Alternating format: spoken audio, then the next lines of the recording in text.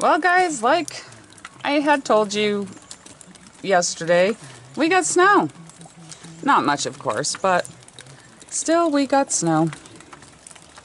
Everybody, welcome to... Stop. Good morning, everybody. Welcome to my herb room.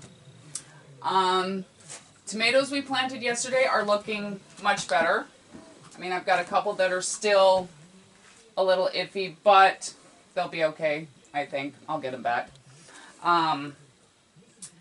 But we got my hanging thing that I dry all my herbs with, and I've also got other things that I dry my herbs with as well. But all my plants, well, what I currently have anyhow. But, and of course the wonderful apothecary that Tip made me with the jars and other things that I've collected over the years. This did not happen overnight. The jars, basically any airtight sealed jars that you find, whether it be craft stores, mason jars, whatever, as long as it's got an airtight seal, your herbs will last quite a while. As far as decorative things I've got going on, all the old bottles I've actually found at yard sales, a couple of roadside antique stores, etc. And most of the skeletons are just things I found during Halloween, favorite time of year. But a couple gifts here and there that were given to me, a couple gifts here and there that I found. And the labels, since everybody has been asking about the labels, was actually a PDF download off of Etsy. Just search antique apothecary labels, I think is how I found it. Actually, I can post the link on the shop that I found them at for you in the description of the video, so that anybody interested in making their own labels like this, you can have it. So I guess we might as well get started. I got in some herbs yesterday. Unfortunately, I have been having to purchase them. These I got from White Mountain Herbs online. They seem to be, every time I purchase from them, they always seem to have a good quality herb selection going on. And again, just any type of jar with an airtight seal. Seals completely. Even old candle jars that you have that you don't know what to do with them. Best way to get the candles out is put them in the freezer for 5-10 minutes, and the leftover candle wax will pop right out. Then just soak them, bleach them, or not bleach them, oh my lord, you do not want to use bleach in plants. Wash them, typical fragrance-free laundry soap such as Dawn. Then boil them, sanitize them, and then you can go ahead and reuse them for the plants.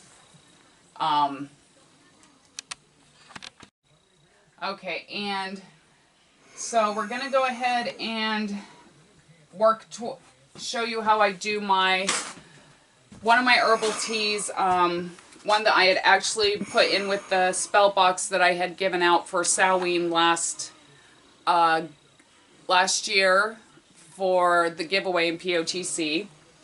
So we're going to go ahead and do that, and for that I need...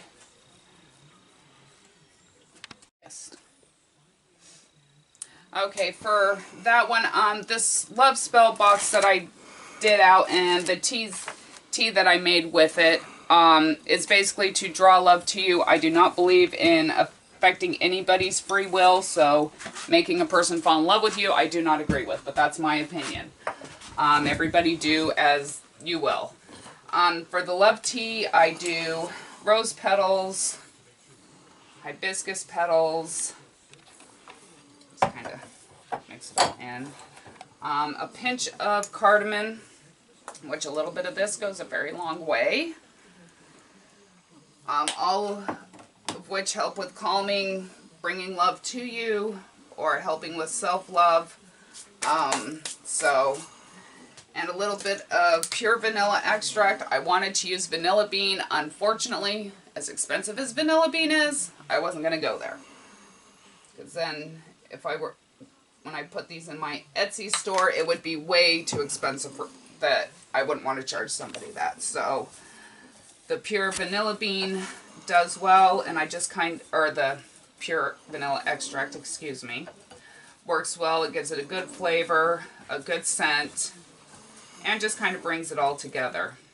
And with adding the liquid into it, I just put it on a plate, mix it up with my fingers a little bit, and then we're going to let that dry, probably a couple hours overnight, and just let that dry.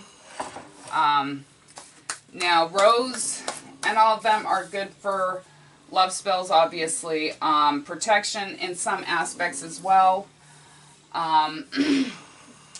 And with that, we'll let that dry, do its thing, and go ahead and get all these herbs put away. And oh, and with the spell box as well, my 100% beeswax candles, and I make these myself. I do generally put rose petals in them, but these ones were the first ones I made, so I didn't think of the rose petals when I did those.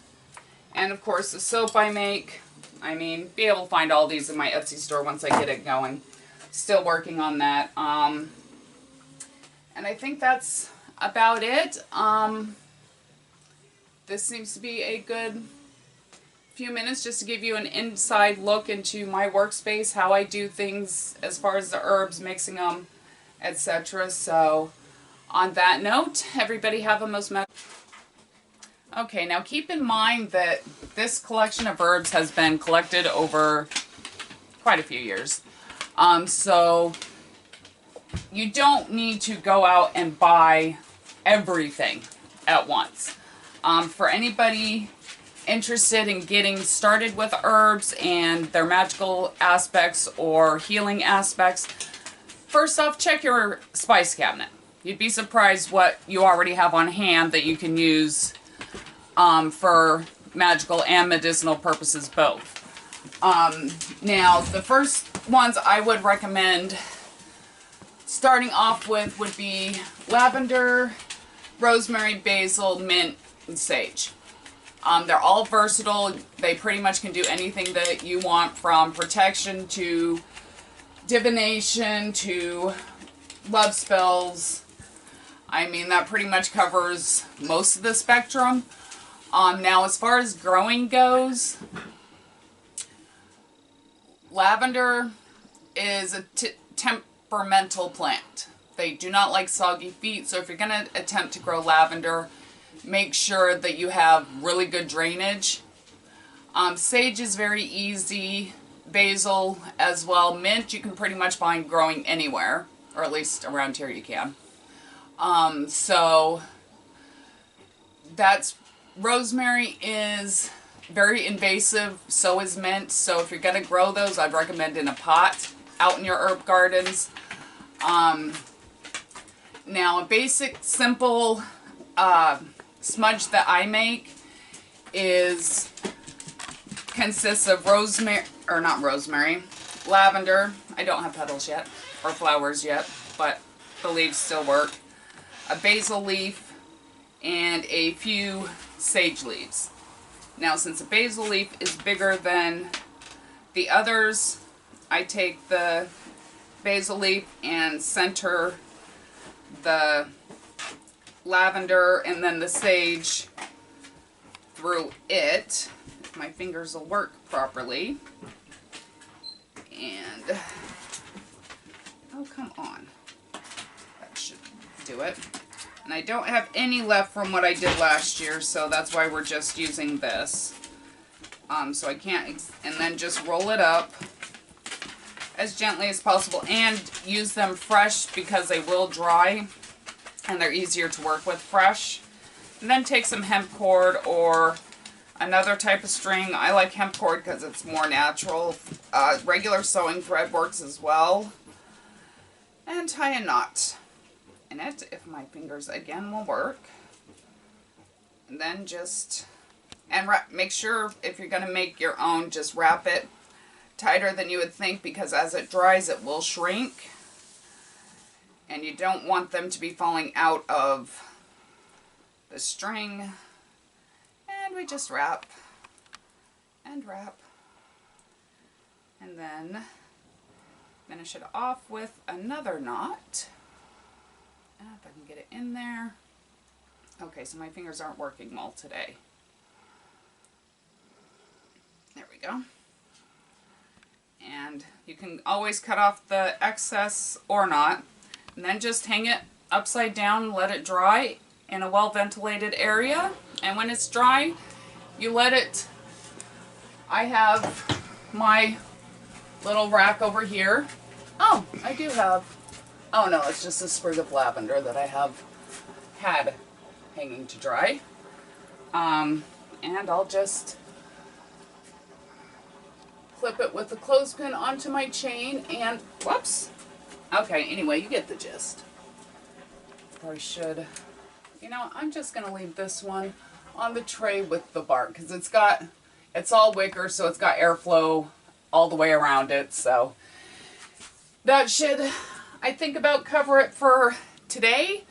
As always, have a most magical day, and as always, blessed be.